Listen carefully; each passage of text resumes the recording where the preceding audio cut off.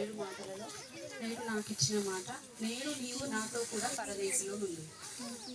నేడు నీవు నాతో కూడా పరదేశిలో ఉండువు అని యేసుక్రీస్తు ప్రభువుల వారు ఒక దొంగకి ఇచ్చిన వాగ్దానం.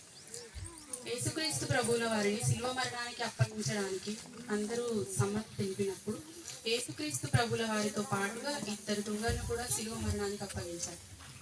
2 దొంగలను ప్రభువుల వారితో పాటు శిలువ మరణానికి తీసుకువెళ్ళినప్పుడు 2 దొంగలు యేసు ప్రభువుల వారిని పరిహసించారు.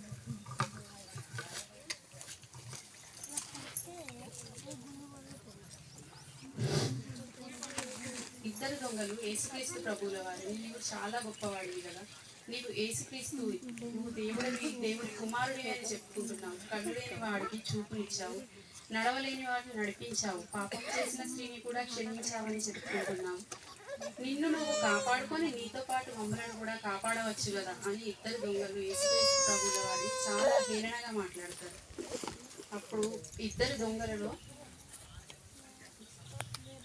ఫస్ట్ దొంగ యేసు ప్రభువుల వారిని, నీవెందుకు ఇలా చేసుకున్నావు, నిన్ను కాపాడుకొని మమ్మల్ని నువ్వు కాపాడవచ్చు కదా అని మాట్లాడినప్పుడు 2వ దొంగ మాత్రం యేసుక్రీస్తు ప్రభువుల వారు ఎప్పుడైతే వారు ప్రభువుల వారిని శిక్షించడానికి కొరడాలతో కొట్టుచున్నారు, దేవా వీరేమి చేయుచున్నారు వీరెరుగరు కనుక వీరిని క్షమించండి అని పలికిన వాక్యాన్ని ఎప్పుడైతే 2వ దొంగ వింటారో, తను అంత శిక్షలో ఉండి కూడా యేసుక్రీస్తు ప్రభువుల వారు అంత ఓపికతో, అంత క్షమతో, అంత దయాగుణంతో వీరిని క్షమించండి అని పలికిన మాటని బట్టి తను ఆలోచనలో పడతాడు. ఇంత చావు భయంతో, ఇంత బాధతో ఉన్నప్పుడు కూడా ఈయనేంటి వీరిని క్షమించమంటున్నాడు.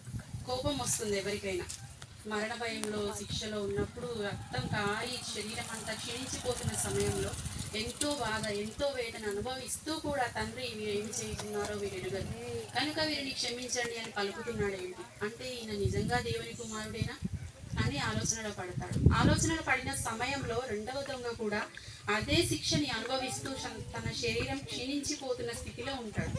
అంటే ఆ స్థితిలో ఉండి తండ్రి చెప్పే మాటలను గ్రహించి తను తండ్రి కోసం ఆలోచించి, అవును ఈయన దేవుని కుమారుడేమో అని మొదటి దొంగతో, నీవేం మాట్లాడుతున్నావు, మనం చేసిన పాపాలకు గాను ఈ శిక్ష మనకు సరైనది, కానీ తను మనవారి కాదు కదా, తను కూడా ఈ శిక్ష అనుభవిస్తున్నాడు, అయినప్పటికీ కూడా తండ్రి వీరేమి చేస్తున్నారో వీరెరుగరు వీరిని క్షమించండి అని చెప్తున్నాడు కనుక తను దేవుని కుమారుడే అని గ్రహించి ఇప్పుడు ఉన్న జీవితం కోసం కాకుండా పరలోకంలో ఇంకొక జీవితం ఉందని ఆ నిమిషమే తను నమ్ముతాడు. తను ఈ జీవితాన్ని ఇక్కడితో వదిలేసి మరణం ఎలా అయినా తప్పదు. శిలువ మరణం అనేది చాలా క్రూరమైనది. ఆ శిలువ మరణానికి తిరుగులేదు. వారు ఎలాగైనా ప్రాణాన్ని విడిచిపెడతారు, కానీ ఆ ప్రాణం విడిచిపెట్టిన తరువాత కూడా యేసుక్రీస్తుల వారి మాట విన్నట్లయితే పరలోకంలో తనకు ఒక జీవితం ఉంది అని గ్రహించి ఆ నిమిషమే తన మారు మనసు పొందుతాడు. అంటే అంత బాధలో కూడా దేవుని నమ్మి మారు మనసు పొందుతాడు. పొందిన నిమిషం వెంటనే ఇంకొక దొంగకి వాక్యం చెప్తాడు. అంటే సువార్తని తను వెంటనే ప్రకటించాడు.